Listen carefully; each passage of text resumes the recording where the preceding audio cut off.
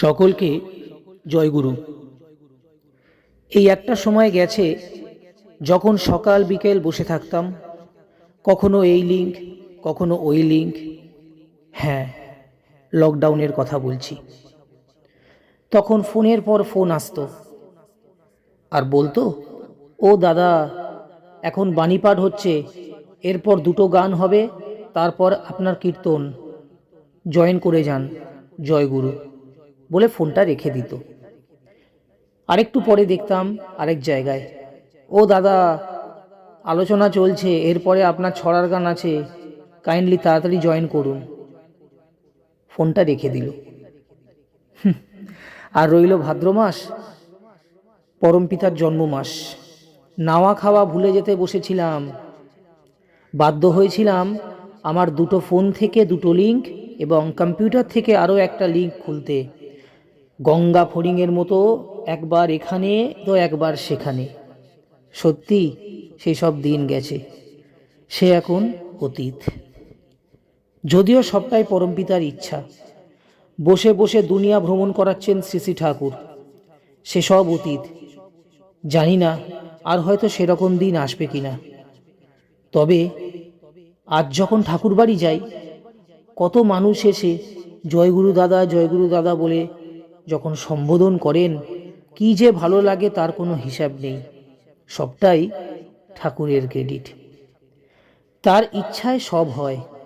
আমি হয়তো কিছু মানুষদের চিনি না, কিন্তু তারা আমায় মনে রেখেছে এই অনলাইন সৎসঙ্গের জন্য। তাই সৎসঙ্গ এমন একটা প্ল্যাটফর্ম যেখানে জাতি ধর্ম বর্ণ নির্বিশেষে সকল মানুষের মিলন হয়। আমরা অনেকেই এটা বিশ্বাস করি, দেওঘর এমন একটা জায়গা যেখানে সকলের সাথে সকলের দেখা হবেই হবে। কিন্তু সেটা বেশিরভাগ কোনো বড় উৎসব থাকলে। এবারেও ঋত্বিক কনফারেন্সের মধ্যে আমি ছিলাম। সেখানেও অনেক অনেক মানুষের সাথে দেখা হয়েছে, যাদের মধ্যে কিছুদের সাথে অহরহ দেখা হয়ে থাকে, আর বাকি যারা আছে তাদের সাথে অনলাইন সৎসঙ্গে আলাপ, এবং এটাই প্রথমবার দেখা। কত ভালোবাসা, কত আনন্দ, এগুলোর কোনো দিন কোনোভাবেই পরিমাপ করা যাবে না। জানেন, আমার না বারবার যেতে ইচ্ছে করে সেই জায়গায় যেখানে গেলে মেলে পরম শান্তি, মেলে পিতা মাতার ভালোবাসা, মেলে পিতা মাতার কড়া শাসন, পাই অনেক কিছু, যেসবগুলোর কোনোটাই টাকা পয়সা দিয়ে পরিমাপ করা যায় না। বরং বাহ্যিক জগতে চোখ মেলে দেখি, সেখানে অনেক সমালোচনা, অনেক পরনিন্দা পরচর্চা। আপনার শত ভালোর মধ্যে একটি কোনো দোষ ত্রুটি পেলেই সেখানেই ফোকাস করে তার বিচার বিবেচনা করতে বসা হয়। কিন্তু ঠাকুরবাড়ি এমন একটা জায়গা যেখানে হাজার দোষ থাকলেও যদি একটা কোনো ভালো জিনিস আপনার মধ্যে থাকে, সেটাকেই হাইলাইট করে সেই মানুষটার মধ্যে অনুপ্রেরণা জাগানো হয়। তাই বলে কি দোষ ত্রুটিগুলো ঢাকা দেওয়া হয়? না না, একদমই না। সেগুলো সেখানে রেকটিফাই করা হয়, যাতে পাছে সেই রকম দোষ ত্রুটি আর না থাকে। ভুল কিছু করলে রয়েছে প্রবল ধমক, যার মধ্যে দিয়ে ফুটে ওঠে পিতা মাতা সন্তানের এক গভীর সম্পর্ক। তাদের শাসনের মধ্যে জ্বলন্তভাবে ফুটে ওঠে তাদের গভীর ভালোবাসা। এ সমস্তটাই ঠাকুরকে ঘিরে, তার আদর্শকে ঘিরে। তাই তো বারে বারে ছুটে যাই তার দ্বারে, তার ভালোবাসা পেতে, শাসন পেতে, নিজেকে রেকটিফাই করতে।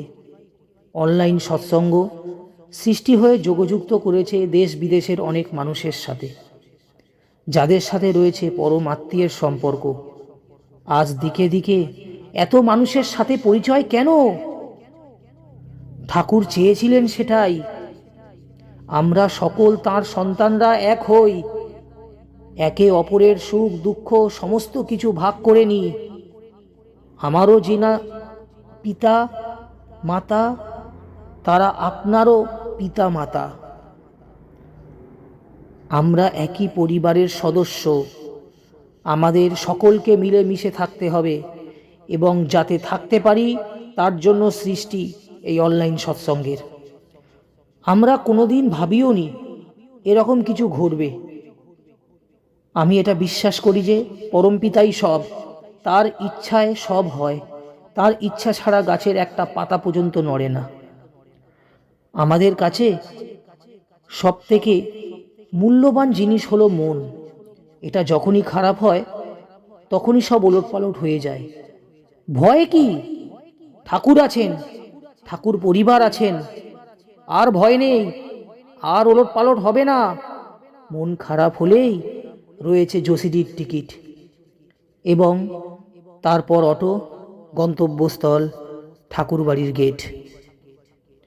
মনের যত জ্বালা যন্ত্রণা ব্যথা সমস্তটাই নির্মূল হয়ে যায় এইখানে আসলে। এখন আমিও ঠিক করে নিয়েছি এটাই, মন বিগড়ালেই সোজা যোশীটি। আমি বলবো আপনারাও সেটা করেন, দেখবেন মন ভালো থাকবে। এখন সিনেমা হলে সিনেমা দেখতে গেলে জোড়ায় 1000 টাকার গল্প, মন ভালো হবে কি না গ্যারেন্টি নেই, তবে এখানে 100% গ্যারেন্টি আছে।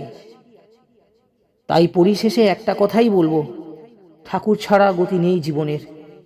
জীবনটাকে ঠিকভাবে চালাতে চাইলে ঠাকুর বাড়ি মাঝে মধ্যে যাওয়া লাগে, ঠাকুর পরিবারের আচার্যদেবের সঙ্গ করা লাগে। এতে যা আনন্দ উপভোগ করা যায় সেটা আর কোনো কিছুতে পাওয়া যায় না। সকলে ভালো থাকবেন। জয় গুরু।